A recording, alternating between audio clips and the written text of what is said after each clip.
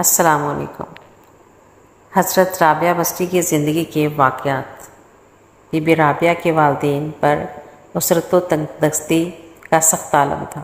ان ہی دنوں ان کے ہاں بی بی صاحبہ کی پیدائش ہوئی۔ ایک رات عبادت سے فارغ ہو کر بی بی صاحبہ کے والد سو گئے تو سیدنا حضور صلی اللہ علیہ وآلہ وسلم کی زیارت ہوئی۔ سیدنا حضور صلی اللہ علیہ وآلہ وسلم نے ارشاد فرمایا، تیری یہ بیٹی اندھیروں میں روشن چراغ ہے، تو جا اور حاکم وقت کو ہمارا پیغام دے کہ اس نے آج اپنے معمولات کے برعکس درود و سلام کا تحفہ نہیں بھیجا، اور اس سے کہہ دے کہ 400 درہم تجھے دے دے۔ حضرت رابعہ کو کسی نے بطور ملازمہ خرید لیا۔ ان کا مالک ایک سخت گیر شخص تھا اور آپ سے بہت کام لیتا تھا۔ حضرت رابعہ دن رات محنت سے کام کرتی لیکن حرف شکایت زبان پر نہ لاتی تھی۔ ایک بار کنویں سے پانی بھر کر گھر واپس آ رہی تھی کہ پیر پھسل گیا اور گر پڑی۔ سخت چوٹ کی وجہ سے آپ کے ہاتھ کی ہڈی ٹوٹ گئی۔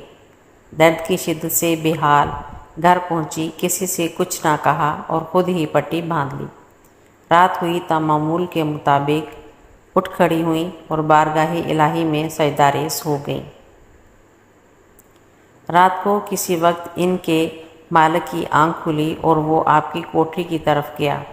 اس نے دیکھا کہ حضرت رابعہ سجدے میں اللہ کی حمد و ثنا میں مشغول ہیں۔ اس نے ایک آواز سنی، اے رابعہ، ہم تم کو وہ مقام قرب عطا کریں گے جس پر مقربین ملائکہ بھی رشک کریں گے۔ بے شک تو ہمارا کلام سنے گی اور ہم سے کلام کرے گی۔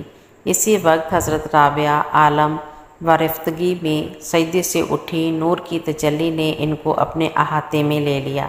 حضرت رابعہ نے بے خودی میں سرشار ہو کر فرمایا، یا اللہ، مجھے تیری ذات کے علاوہ کچھ نہیں چاہیے، تیرا مشاہدہ ہی میرے لیے نعمت کبریٰ ہے۔ مالک نے جب آپ کا جذب و کیف اور بارگاہ الہی میں قبولیت کا یہ منظر دیکھا تو گزشتہ سختیوں کی معافی مانگی اور آپ کو آزاد کر دیا۔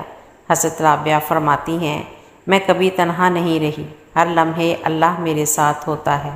میں جلوہ خداوندی کا نظارہ کرتی ہوں اور خدا کو پہچانتی ہوں۔ اللہ تعالیٰ نے حضرت رابعہ کو باطنی نعمت کے ساتھ ساتھ ظاہری حسن و جمال کی دولت بھی فراوانی سے عطا کی تھی۔ بصرہ کے ایک خوبصورت نوجوان نے جب آپ کے حسن کا چرچا سنا تو ایک دن آپ کو دیکھنے کے لیے پیچھے پیچھے چلا آیا۔ وہ آپ کے حسن سے مسحور ہو گیا۔ اس نے ارادہ کر لیا کہ کسی وقت آپ کے پاس جا کر اپنا حال دل بیان کرے گا اور اپنی محبت کا اقرار بھی کرے گا۔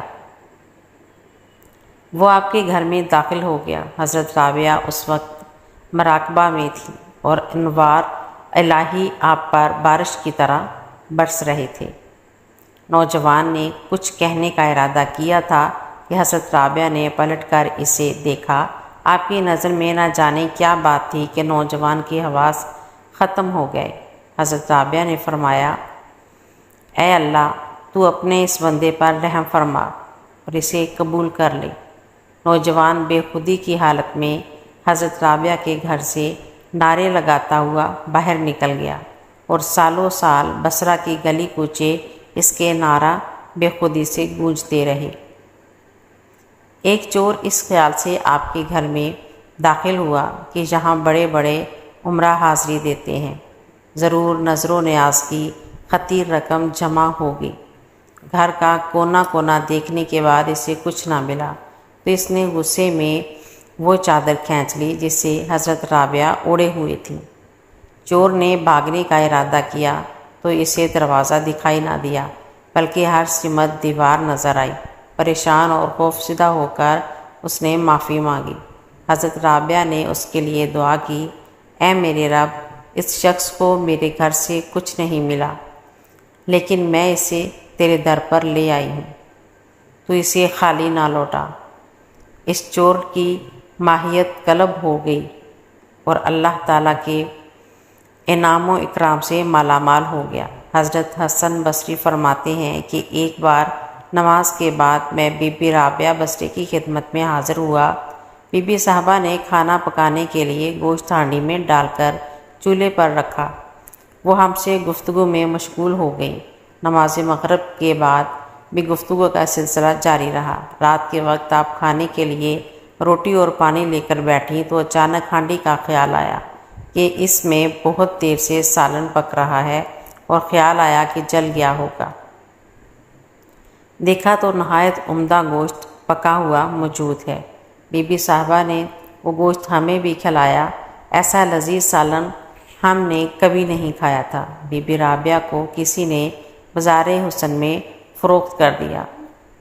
خداداد حسن کی وجہ سے لوگوں کا ہجوم رہنے لگا۔ جو شخص نائکا سے معاملہ طے کر کے رات کو جاتا وہ تھوڑی دیر بعد کمرے سے عجیب کیفیت کے ساتھ باہر چلا جاتا۔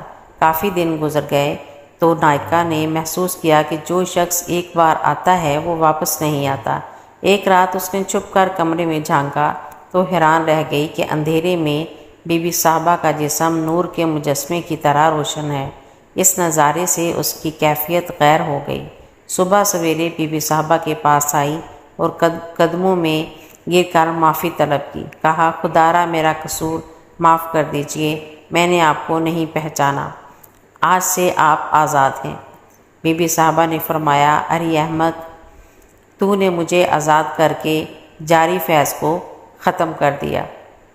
2 درویش آپ کے گھر مہمان ہوئے۔ اس وقت گھر میں صرف 2 روٹیاں تھیں۔ حضرت رابعہ نے ارادہ کیا کہ وہی 2 روٹیاں مہمانوں کے سامنے رکھ دیں گی۔ اسی دوران دروازے پر کوئی سائل آ گیا۔ حضرت رابعہ نے سائل کو زیادہ مستحق سمجھتے ہوئے وہ روٹیاں اسے دے دیں اور خود اللہ پر توکل کر کے بیٹھ گئیں۔ کچھ دیر گزری تھی کہ بصرہ کی کسی رئیس خاتون نے اپنی کنیز کے ہاتھوں کھانے کا ایک خوان بھیج دیا۔ حضرت رابعہ نے اللہ کا شکر ادا کرتے ہوئے وہ خوان مہمانوں کے آگے رکھ دیا۔ زندگی کے آخری ایام میں آپ حد درجہ عبادت و ریاضت میں مشغول ہو گئیں۔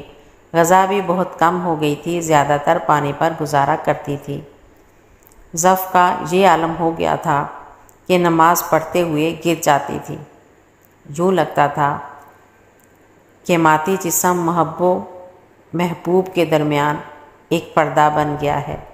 جب آپ زیادہ ضعیف اور بیمار ہوئیں تو عقیدت مند کثرت سے عیادت و مزاج پرسی کے لیے حاضر ہونے لگے۔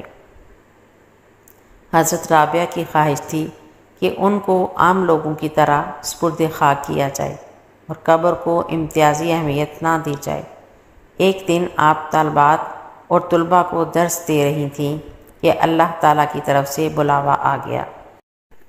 حضرت رابعہ نے اپنے شاگردوں سے فرمایا کہ باہر چلے جائیں اور خود خلوت نشین ہو کر لیٹ گئیں۔ کچھ دیر بعد آپ کی روح قفس انصری سے آزاد ہو گئی۔ وصال کے بعد کسی نے آپ کو خواب میں دیکھا تو دریافت کیا، بی بی صاحبہ، قبر میں کیا معاملہ پیش آیا؟ حضرت رابعہ نے فرمایا، جب فرشتوں نے پوچھا کہ آپ کا رب کون ہے تو میں نے کہا کہ واپس جاؤ اور اللہ رب العزت سے کہو کہ بے شمار مخلوق میں جب آپ نے ایک ضعیف عورت کو فراموش نہیں کیا، بی بی صاحبہ قبر میں کیا معاملہ پیش آیا؟ حضرت رابعہ نے فرمایا، جب فرشتوں نے پوچھا کہ آپ کا رب کون ہے تو میں نے کہا کہ واپس جاؤ اور اللہ رب العزت سے کہو کہ بے شمار مخلوق میں جب آپ نے ایک ضعیف عورت کو فراموش نہیں کیا تو میں کس طرح آپ کو بھول سکتی ہوں؟ سبحان اللہ۔ میری ایسی اور ویڈیو دیکھنے کے لیے چینل کو سبسکرائب کریں، ویڈیو کو لائک کریں۔ اللہ حافظ۔